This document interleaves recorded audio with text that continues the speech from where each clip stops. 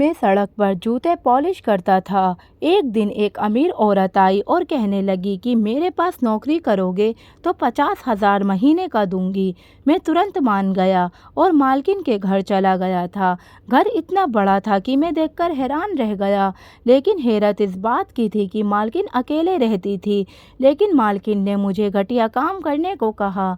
मैंने मना कर दिया और वापस जाने लगा तो मालकिन कहने लगी, इस कमरे में तुम्हारे लिए एक गिफ्ट है, वह लेकर जाओ। मैं कमरे में गया तो मेरे तो होश उड़ गया।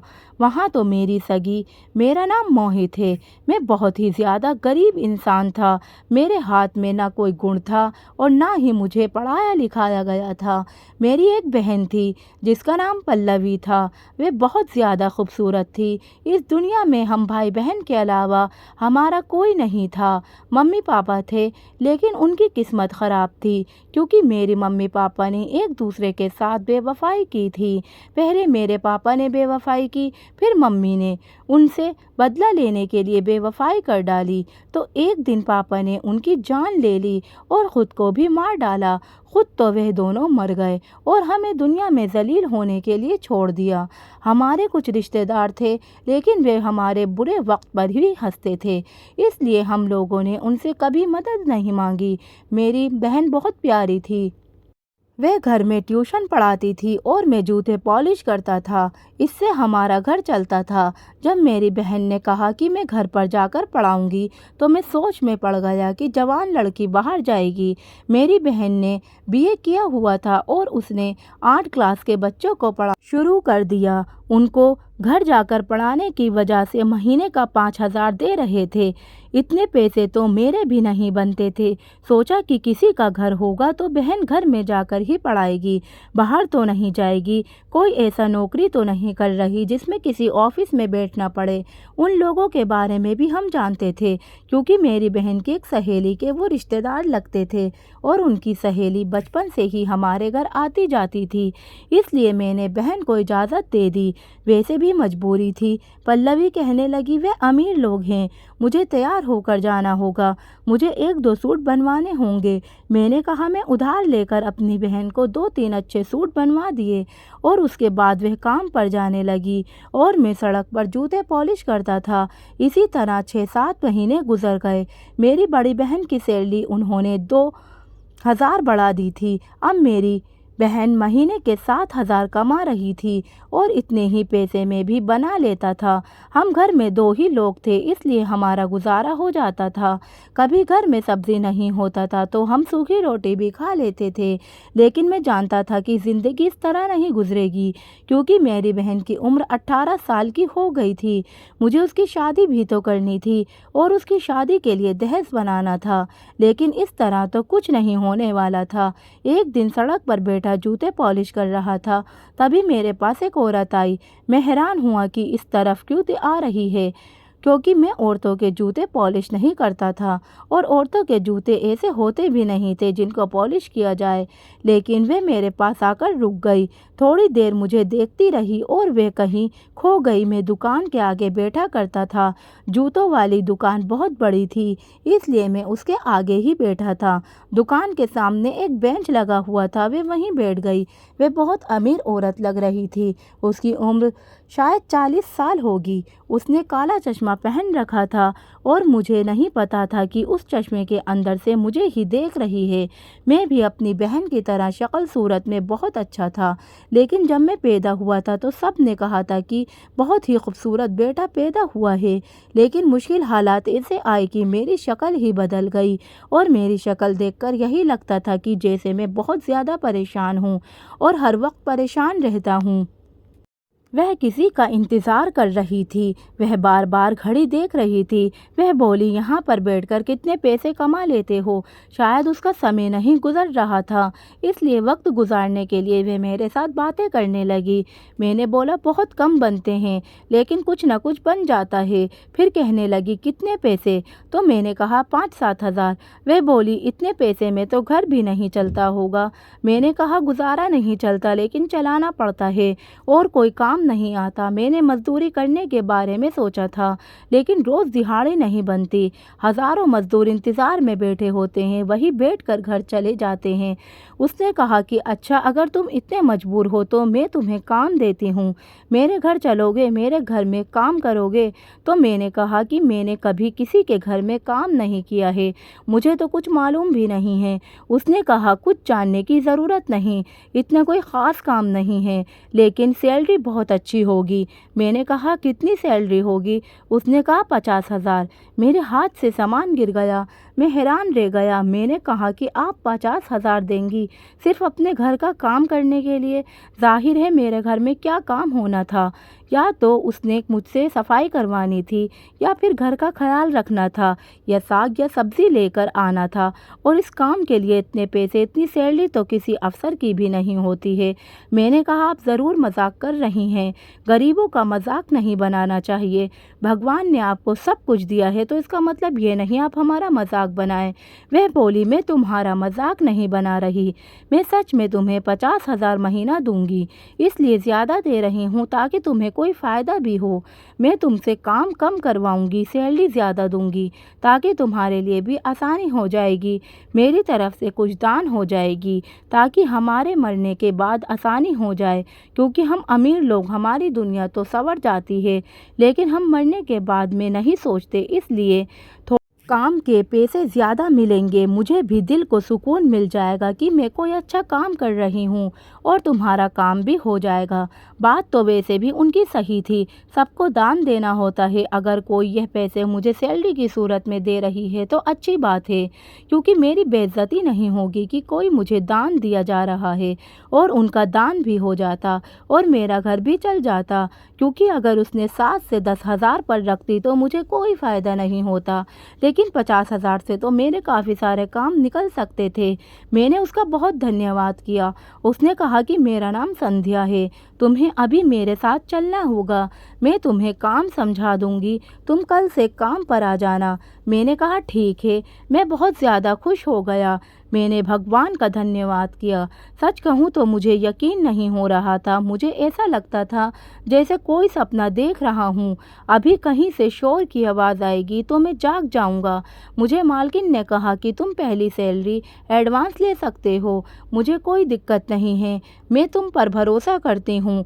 मालकिन मुझे अपने साथ गाड़ी में लेकर घर ले गईं। उनकी गाड़ी बहुत बड़ी थी, जिसमें पीछे भी बैठने की जगह थी जो खुली हुई थी। मैं गाड़ी के पीछे सीट पर बैठ गया और उनके घर चला गया। उसका घर देखकर मैं हैरान रह गया, बहुत बड़ा घर था। अगर मुझे इस घर की सफाई करनी थी तो सिर्फ 50,000 ही लगने थे।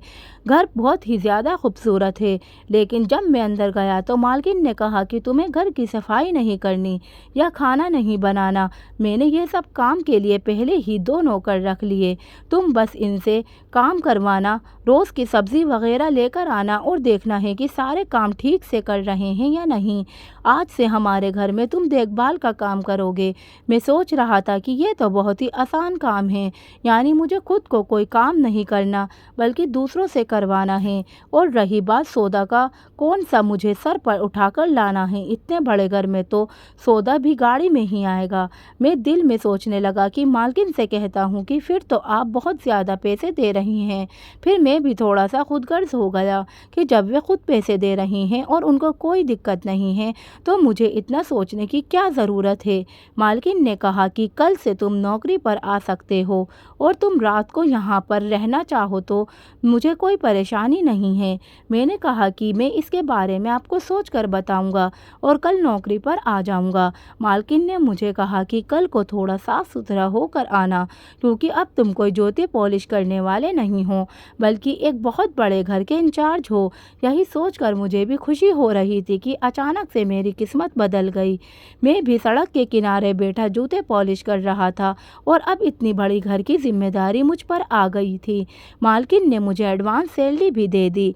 मैंने सोचा सबसे पहले ये खबर अपनी बहन को सुनाऊंगा, लेकिन मैंने सोचा मैं उसको यह बात बिल्कुल भी नहीं बताऊंगा कि मुझे इतनी बड़ी नौकरी मिल गई है, क्योंकि मैं सारे पैसे को जमा करूंगा। अगर मैंने उसको बताया कि मुझे इतने सारे पैसे मिल रहे हैं तो फिर हम लोग इन पैसों पैसों को खर्च करना शुरू कर देंगे। मैंने सोच लिया था कि मैं 6-7 महीने तक पैसे जमा करके फिर जब उसका सामान बनाऊंगा और उसके लिए कोई अच्छा सा रिश्ता तलाश कर लूँगा, तब उसको बताऊंगा तो वह बहुत ज़्यादा खुश होगी। वैसे भी हमारी ख़ानदान में लड़कियों की शादी जल्दी करवा दी जाती थी। मेरी बहन 18 साल की हो गई थी और इस हिसाब से उसकी उम्र निकलती जा रही थी, क्योंकि मेरी मम्मी की शादी तो सिर्फ 16 साल में हुई थी। और शादी कैसे होती, इसके पास पैसे नहीं हैं। हमारे ख़ानदान में लोग तो किसी काम के नहीं थे, लेकिन बातें करने में सबसे आगे थे। वे कहते ये अपनी बहन को बूढ़ा करके छोड़ेगा, बेचारी शादी कैसे करेगा। अब मैं सबका मुंह बंद करवाना चाहता था और सबको अचानक ही ये बात पता लगनी चाहिए थी कि मैंने अपनी बहन के लिए बड़ा ही शानदार सामान बनाया है। इसलिए मैंने अपनी बहन को यह बात नहीं बताई। पर शाम को मेरी बहन ने कहा कि आज बड़े खुश लग रहे हैं। मैंने कहा हाँ, आज मेरे पास बहुत ज़्यादा काम आया था, भीड़ ज़्यादा थी, दिवाली करीब है ना, इसलिए उसने कोई बात नहीं की। वह भी बहुत खुश थी। मैंने कहा तुम इतनी खुश क्यों हो? तो कहने लगी जहाँ पर मैं काम करती हूँ उन्होंने कहा है कि अगले महीने तुम्हारी सैलरी 2000 और बढ़ा देंगे, यानी मेरी सैलरी 9000 हो जाएगी। बच्चे की क्लास भी बढ़ जाएगी, थोड़ी ज़्यादा मेहनत करनी पड़ेगी। मैंने कहा कि मेहनत तो करनी पड़ती है, तभी जाकर कुछ मिलता है। मेरी बहन ने खाना बनाया, हम लोग खाना वगैरह खाकर सो गए। मैंने उसे कहा मैं आज से ज़्यादा काम करूँगा, क्योंकि मुझे बहुत सारे पैसे जमा करने हैं। मैं सुबह सुबह पहले नहीं उठता था, लेकिन अब उठना था। मुझे हैरानी इस बात पर थी कि इतने बड़े घर में मालकिन बिल्कुल ही अकेली रहती थी। मुझे तो लगता था कि इस घर में और भी लोग होंगे, पर यहाँ नौकर ज़्यादा थे और रहने वाला कोई भी नहीं था। मालकिन रात भर जागती थी और दिन 12 बजे तक सोती रहती थी, खाना भी नहीं खाती थी और उठने के बाद चाय पी लेती। जब शाम होती तो सिर्फ एक टाइम का खाना खाती थी। वे बहुत ज़्यादा खाना होता था, जिसमें हर तरह की चीज़ होती थी, साग सब्जी गोश्त वगैरह सब कुछ रहता था। वे खाना खाकर सो जाती थीं, सारी रात जागती रहती थीं और सारा दिन सोती रहती थीं। शायद अमीर लोगों की ज़िंदगी ऐसी ही होती है। इधर भी ज़्यादा काम नहीं थे, फिर भी सबकी जिम्मेदारी था और मुझे बड़ा ही अच्छा लग रहा था। एक दिन मैं सब्ज़ी लेने गया तो मुझे जो खर्चा दिया गया उसमें से 2000 बचे थे। मैंने मालकिन को वापस करना चाहे तो उन्होंने कहा कि रख लो, तुमने कमाए हैं, क्योंकि इससे पहले जो नौकर सौदा खरीदने जाते हैं वह तो इतने पैसों में बहुत कम सामान लाते थे। तुमने तो बड़ी अक्लमंदी से खरीदारी की है और इतनी सारी चीज़ें भी ले आए और पैसे भी बचाए हो, तो ये पैसे तुम्हारे ही इनाम हैं। मैंने मालकिन के पास 1 हफ्ते काम किया। वह मेरा बहुत ज़्यादा ख्याल रखती थी, जैसे मुझे ही हर वक्त देख रही हूँ कि मैं ठीक से काम कर रहा हूँ या नहीं। मैंने भी कोई गलती नहीं की, क्योंकि बड़े लोगों को नौकरी को चेक करने की भी आदत होती है। ऐसे ही कोई थोड़ी किसी पर भरोसा करता है। लेकिन कुछ ऐसा हुआ कि मैं हैरान रह गया।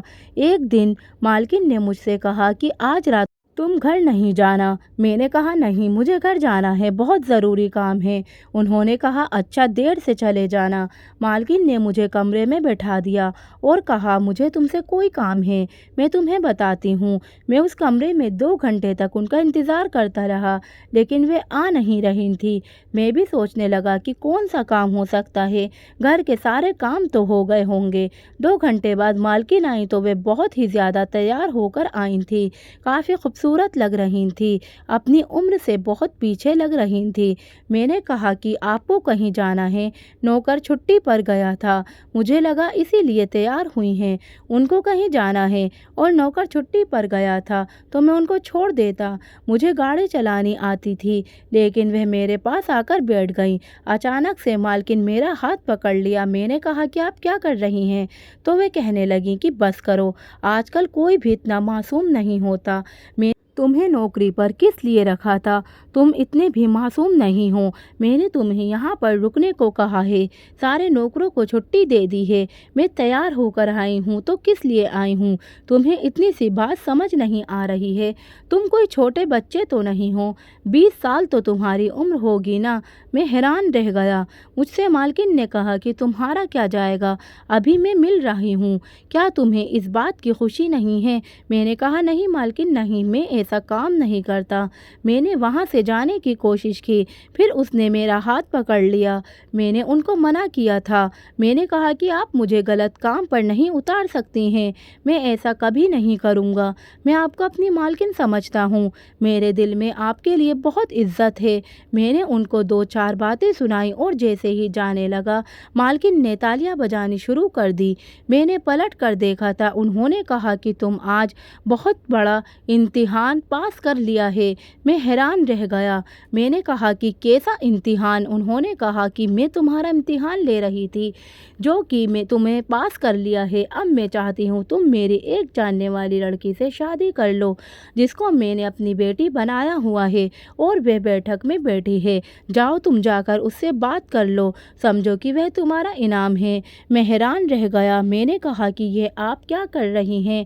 मैं उससे शादी कैसे कर सकता हूँ? कहने लगी, क्यों नहीं कर सकते? क्या तुम्हें शादी नहीं करनी? मैं खामोश रहा। उन्होंने मुझसे कहा कि जाओ जाकर एक बार देख तो लो, वे बहुत ही खूबसूरत लड़की है और तुम बहुत अच्छे इंसान हो। तुमसे मिलकर बहुत खुशी हुई है। मुझे वो थोड़ा वक्त लगा खुद को संभालने में, फिर मैं वहाँ से चला गया। फिर मुझे खुद को संभालना पड़ा, क्योंकि सामने जो लड़की बैठी थी उसका मुंह दूसरी तरफ था।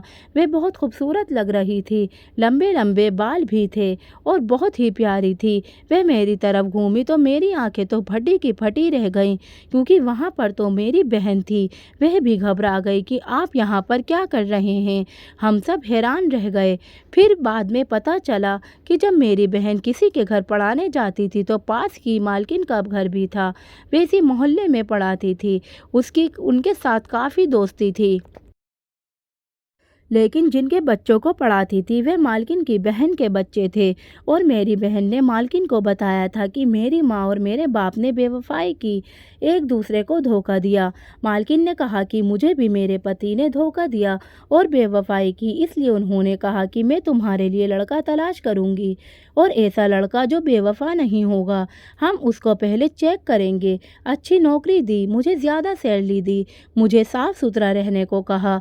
मालकिन ने मुझे चेक किया था कि मैं ठीक निकलूं, वो मेरी शादी के बारे में बात करेंगी, लेकिन मालकिन को पता ही नहीं था कि वे मेरी बहन है। हम सब हैरान परेशान रह गए। हम एक दूसरे से नज़रें चुराने लगे, काफ़ी शर्मिंदा हो गए। मैंने अपनी बहन से कहा कि तुम यहाँ शादी लगवा रही थी और तुमने मुझे बताना ज़रूरी नहीं समझा। मेरी बहन ने कहा, आप यहाँ पर काम करते हैं, आप मुझे क्यों नहीं बताया? तो मैंने कहा कि मैं तुम्हारे सामान के लिए पैसे जमा कर रहा था, तुम्हें गिफ्ट देना चाहता था। हम लोगों ने एक दूसरे पर गुस्सा निकाला। फिर मालकिन ने कहा कि मेरी गलती है, मुझे पूरी बात पूछनी चाहिए थी, बस इसी तरह मामले को रफा दफा कर दो।